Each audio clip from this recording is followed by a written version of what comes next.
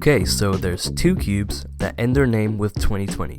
The RS3M 2020 and the WRM 2020. The RS3M is only $9, while the WRM 2020 is $35. You may know that I think the RS3M is the best budget cube, so although there is a gap in price, is there a gap in performance? Let's get into it. Okay, so starting off with its feel.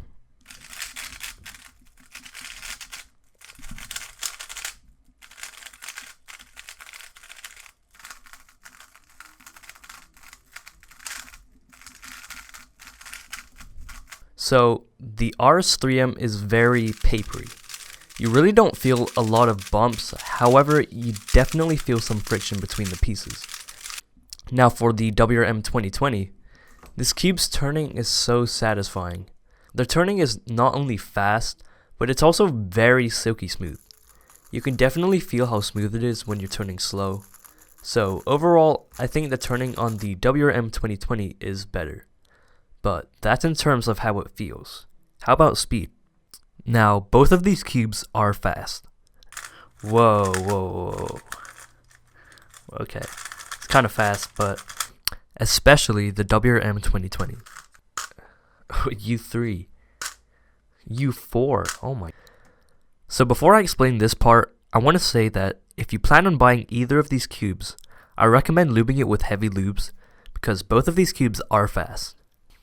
So for the RS3M, after lubing the cube, it was pretty much at a perfect speed for me to control it and spam TPS. The WRM 2020 is a similar story. I was able to slow it down with Traxxas 50K, and I can control it pretty well. However, the WRM is a very light turning cube, and isn't something that can be changed. Now, this can be a good thing and a bad thing. It really depends on how I feel. Sometimes I want a light turning cube, and sometimes I don't. But which one do I like better? I think I like the RS3M a little more in terms of speed and turning effort, since it suits my turning style regardless of how I feel. Now, although these cubes are really good, they still have their flaws. So starting with the WRM 2020, the main problem that I have with it is that it overshoots, and like I said, it's because the cube's turning is very light. Now, it's not a big deal and doesn't really affect my solves a huge amount, but when it does, it's usually during last layer, because that's when my TPS is, usually the highest. Now, for the RS3M, the main problem I have with this cube is that it locks up. Now, I don't know if the internals play a big part in that, but I think it's mainly due to the weak magnets. So yeah. Now, if I were to choose which flaw I'd rather have, I think I'll go for the WRM's overshooting, because I think overshooting is a bit more manageable than lockups, so yeah. Now, you may know that the RS3M actually has extra magnets that can be purchased for $1. Now, I didn't have the chance to purchase those and install them to the cube, but I do have the Angstrom version, and those actually come with those magnets. And what do? Not only do they make the magnet strength stronger, but it also almost completely gets rid of the lockups. So if you plan on buying the RS3M, consider buying the extra magnets.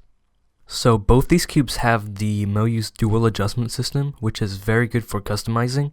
However, the RS3M doesn't come with many tools for adjusting, while the WRM 2020 comes with tools to customize your cube, which I guess kind of makes up for the price gap. So before I conclude, please realize that all the things I've said about these two cubes are their performance after lubing.